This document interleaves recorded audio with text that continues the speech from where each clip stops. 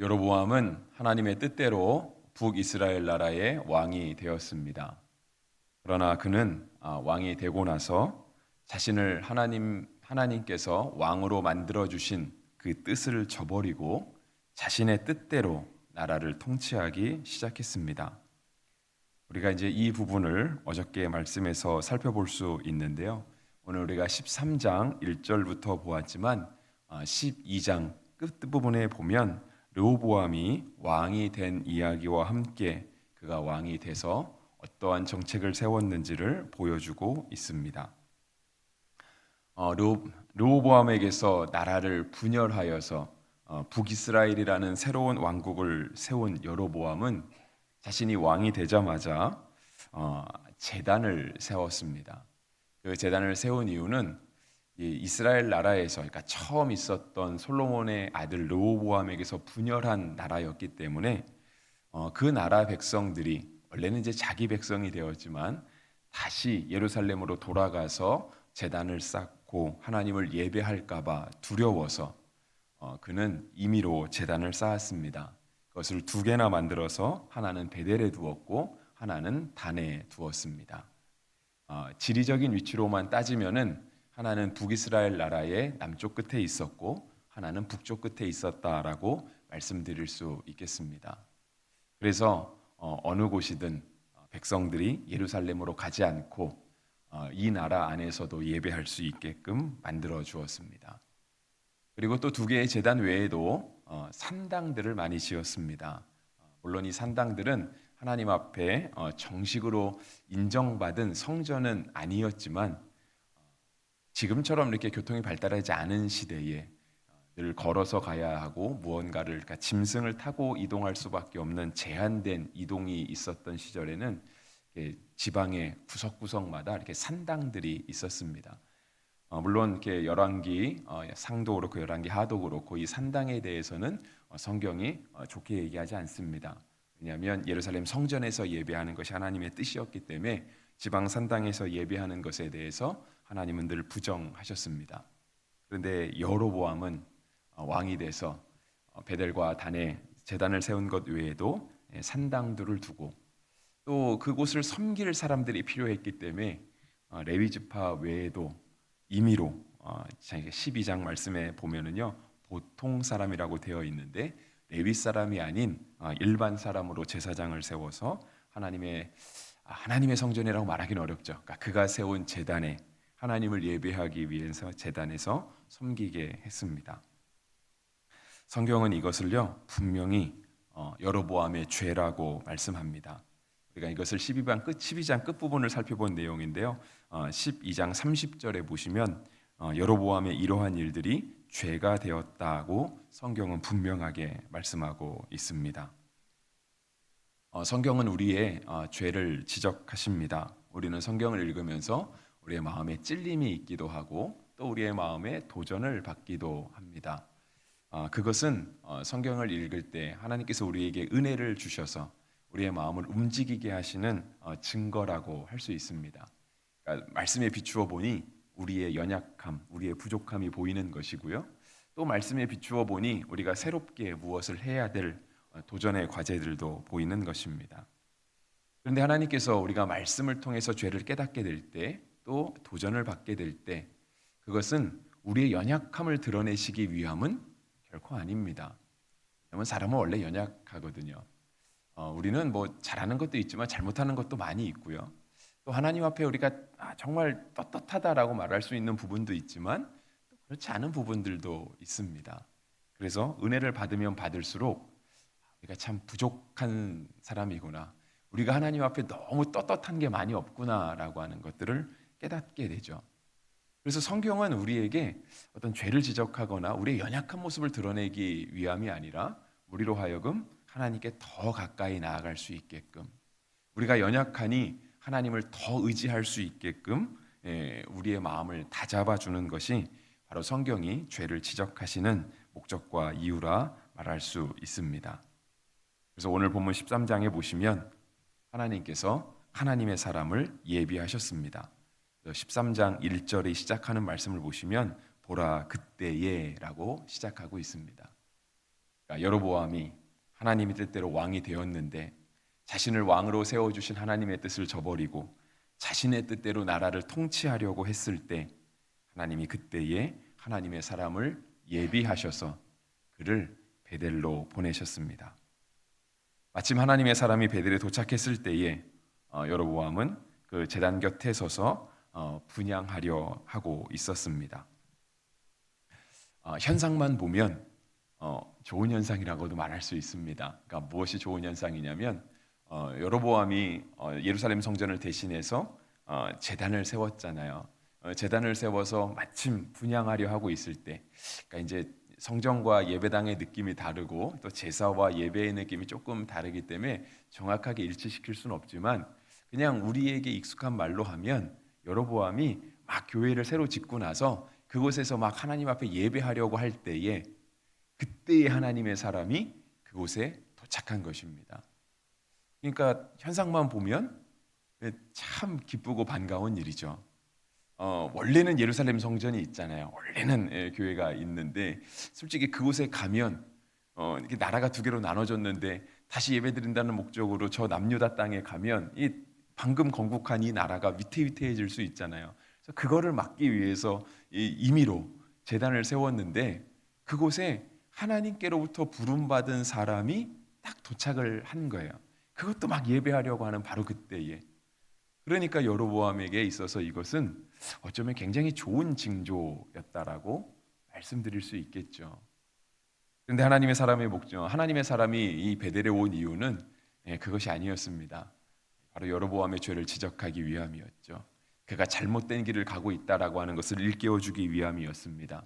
그래서 그로 하여금 다시 하나님께 나아가게 하기 위해서 원래 솔로몬에게서 나라를 분열시켜서 새로운 나라를 세운 목적을 다시금 달성하게 하기 위해서 하나님의 사람이 베델에 도착했던 것입니다.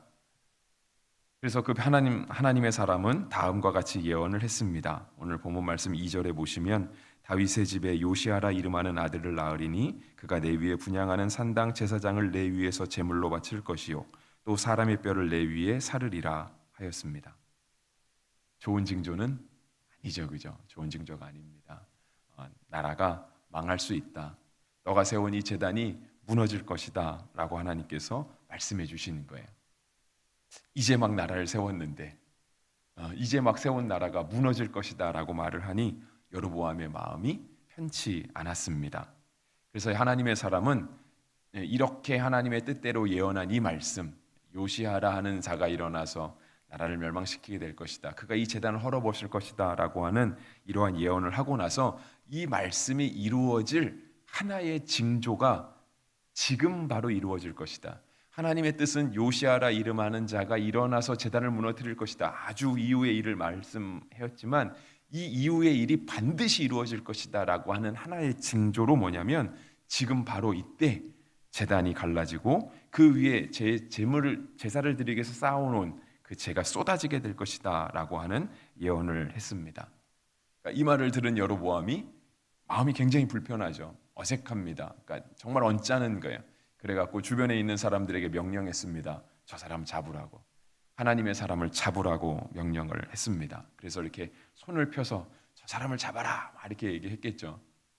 그때 편손이 성경에 의하면 곧 마르게 되어서 그대로 굳어버리게 되었다라고 했습니다. 그러니까 아마 여로보암이 어딘가를 이렇게 향해서 손을 뻗고 있었을 것이고 이 손을 뻗은 이 자세로 그가 이렇게 아마 경직된, 아마 그대로 이렇게 몸이 마비가 되었을 것입니다.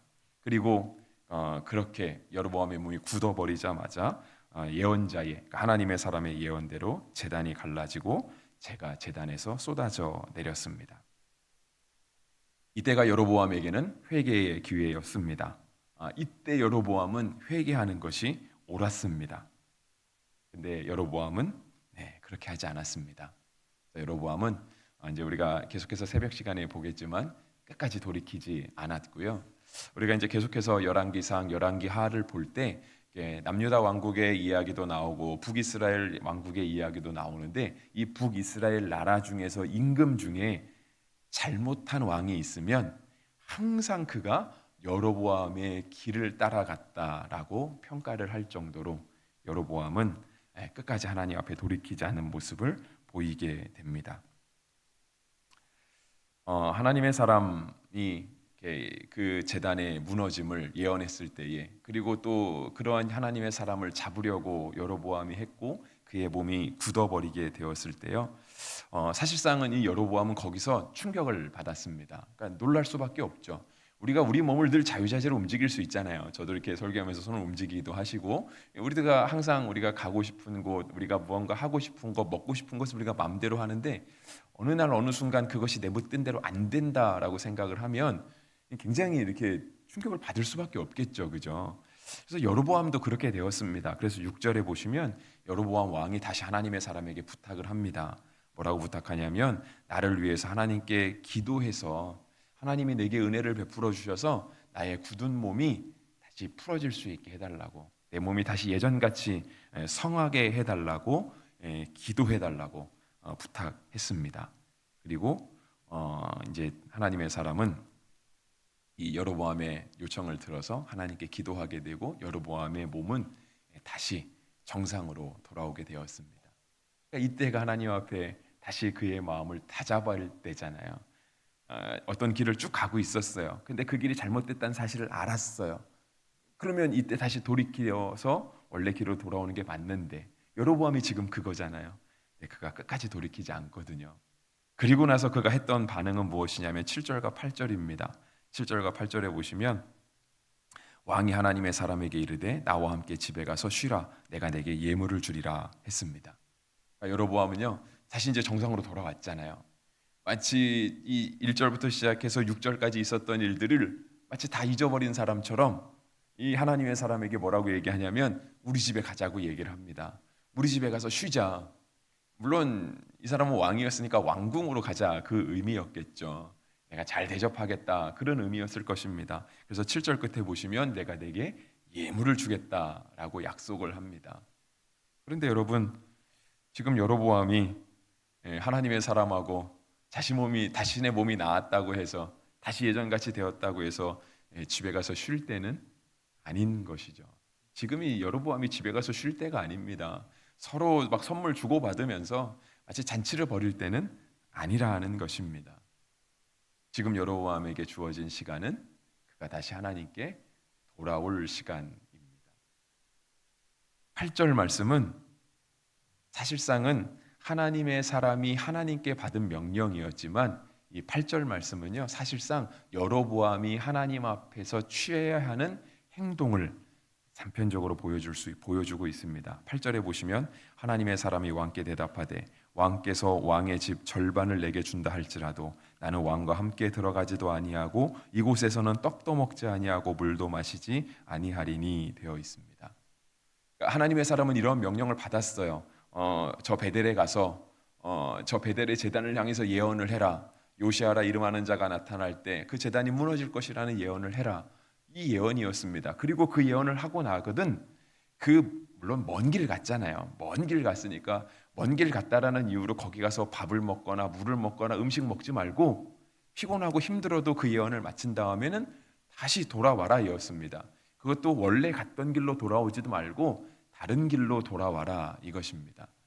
아마 원래 갔던 길로 돌아가면 혹시라도 붙잡힐 수도 있을 테니까, 그 길을 예상하고 누군가가 하나님의 사람을 잡아갈 수도 있을 테니까 유혹에 빠지지 않게 너가 가보지 않았던 다른 길로 해서 다시 돌아와라. 이 예언을 하나님의 사람이 명령을 받았어요.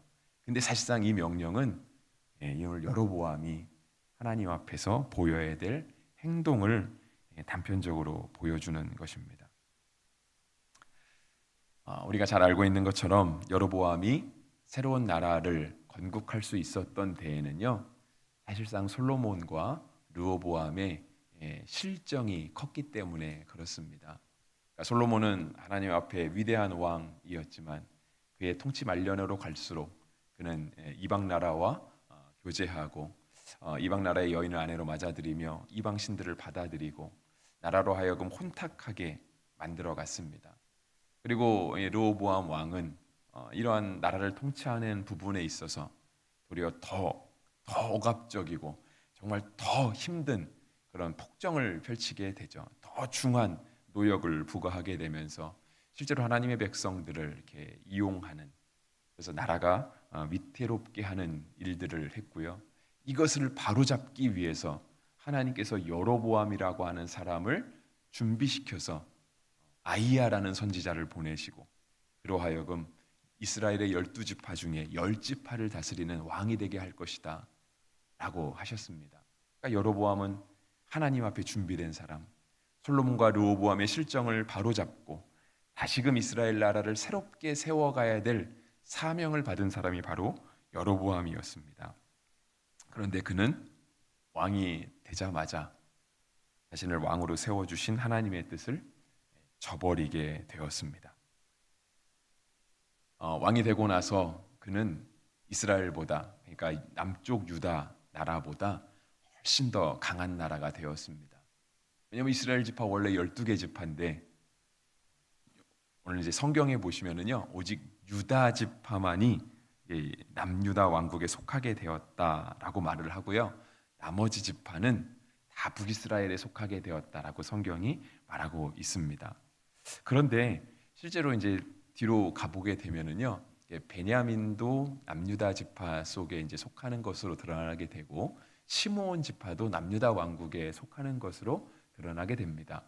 근데 이제 시므온 지파는 남유다 왕국에 속할 수밖에 없습니다. 왜냐하면 그가 분배받은 땅이 그 유다 지파가 분배받은 땅 속에 들어가 있었기 때문에 유다 지파가 당연히 이렇게 남쪽에 속하게 된다라고 한다면 이 시므온 지파는 자연스럽게 남쪽에 속할 수밖에 없게 되었고요.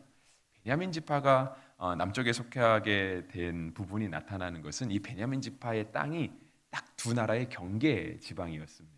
그래갖고 그러니까 북이스라엘의 힘이 조금 더 세면 이 베냐민 지파가 이제 북쪽에 속하게 되고 남유다가 조금 더 세게 되면 이렇게 베냐민 지파가 남유다에 속하게 되는. 그래서 베냐민 지파는 어떨 때 보면 북쪽에 속하기도 하고 어쩔 때 보면 남쪽에 속하기도 했습니다. 그런데 뭐 베냐민이 어디에 속하든지 간에 상관없이요, 여로보암은 남유다에 비하면 훨씬 더 정말 비교할 수도 없이 몇 배의 강성한 나라가 되었던 것이죠. 왜냐하면 남쪽엔 2개 아니면 3개인데 자기는 10개 아니면 9개잖아요. 그러니까 최소한 봐도 3배의 크기의 나라를 가지게 된 거거든요. 여로보암이 이렇게 큰 나라를 가졌는데 그는 그렇게 강한 힘을 갖게 되었을 때 곧 하나님을 떠났습니다. 자신을 왕으로 세워주신 하나님의 뜻을 곧 저버리게 된 것이죠. 우리가 강하게 되는 것, 우리가 부하게 되는 것, 우리가 남들보다 조금 더 큰 힘을 갖게 되고 큰 영향력을 갖고 큰 명예를 갖는 것, 분명 하나님의 복입니다. 그래서 우리는 하나님의 형통함을 구하잖아요. 하나님, 우리를 좀 형통케 해주십시오. 우리 손으로 하는 일이 잘 됐으면 좋겠습니다. 우리가 계획하고 있는 이 모든 일들이 정말 좋은 성과를 거두면 좋겠습니다 라고 하는 그러한 계획과 그러한 기도 제목들을 하나님께 드릴 때가 참 많이 있습니다. 그리고 하나님께서 때때로 우리의 기도에 응답하셔서 정말 우리가 생각했던 것보다 더 좋은, 더 여유로운, 더 잘 되는 그런 복을 주시기도 하십니다. 그런데 사실상은 그때가 정말 위험한 때이고요. 그때가 사실상은 하나님께 더 나와야 하는 때입니다. 많은 사람들이 이렇게 주말이 되면, 오늘이 주말이잖아요. 이렇게 일주일 동안 사지도 않았던 복권을 사러 가는 사람들이 있습니다. 오늘 저녁에 발표하니까. 왜냐면 혹시 내가 되지 않을까 하는.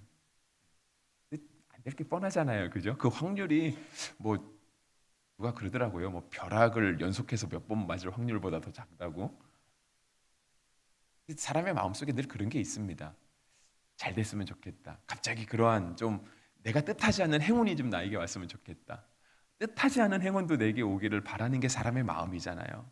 근데 내가 계획했던 일들이 잘 되기를 바라는 마음은 너무 당연한 마음이라는 거예요. 그런데 하나님께서 우리에게 은혜를 주셔서 우리로 하여금 잘 되게 하실 그때가 실은 하나님을 더 붙들어야 되는 때이고 더 하나님 앞에 겸손과 순종으로 나아가야 되는 때입니다. 후함과 형통함, 강함 이런 것들은 사실상은 하나님께서 우리로 하여금 하나님께 더 가까이 가라고, 하나님을 더 의지하라고, 하나님의 뜻이 있다고 우리에게 보여주는 하나님의 사인입니다. 그래서 오늘 말씀을 이렇게 맺으려고 합니다. 잠언 30장 7절과 9절에 보시면 우리가 굉장히 잘 알고 있는 말씀이 나옵니다. 제가 읽어드리면 이렇습니다. 내가 두 가지 일을 주께 구하였사오니 내가 죽기 전에 내게 거절하지 마시옵소서. 곧 헛된 것과 거짓말을 내게서 멀리하옵시고 나를 가난하게도 마옵시고 부하게도 마옵시고 오직 필요한 양식으로 나를 먹이시옵소서. 혹 내가 배불러서 하나님을 모른다 여호와가 누구냐 할까 하오며 혹 내가 가난하여 도둑질하고 내 하나님의 이름을 욕되게 할까 두려워함이니이다. 잠언은 지혜의 책이잖아요. 우리에게 하나님의 지혜를 가르쳐주는 책이 잠언입니다. 잠언이 오늘 우리에게 이 말씀을 하시는 거예요. 근데 이 말씀을 잘 들어보면 그거잖아요. 하나님, 우리가 너무 부하지 않아, 너무 부자가 아니었으면 좋겠습니다. 왜냐하면 너무 부자해서 하나님을 모른다 할까 봐. 하나님, 그렇다고 너무 가난하진 않았으면 좋겠습니다. 너무 가난해서 맨날 하나님께 불평불만하고 설마 내가 죄를 지을까 봐. 근데 솔직히 그러면 우리가 이 성경 말씀에 따르면 우리가 중간으로 요즘 그러니까 이제 사회적인 용어로 하면 그거겠죠. 우리가 중산층으로 살면 그럼 하나님께 죄 짓지 않을까요? 왜냐하면 잠언의 말씀에 따르면 부자도 안 되고 가난한 사람도 안 되니까 그럼 우리가 딱 중간쯤 살면 하나님, 우리는 잘 사는 거겠네요 라고 생각하는 건 사실상은 이 말씀을 조금 왜곡한 거죠. 그죠? 그러니까 말씀을 너무 문자 그대로 이해하는 거예요. 잠언이 말씀하시는 건 뭐죠? 부하던 가난하던 물질이 우리의 신앙을 건들 수 없다라고 하는 거예요. 우리에게 주어진 힘이나 우리가 얻은 명예나 영향력들이 하나님을 향한 우리의 믿음을 좌지우지할 수 없다라고 하는 것입니다. 그래서 우리에게 무엇을 가르쳐 주냐면, 하나님, 내가 가진 것에 상관없이 우리는 하나님만 붙들게 해 주십시오. 우리의 크고의 규모에 상관없이 우리는 오직 하나님 앞에서 살게 해 주십시오.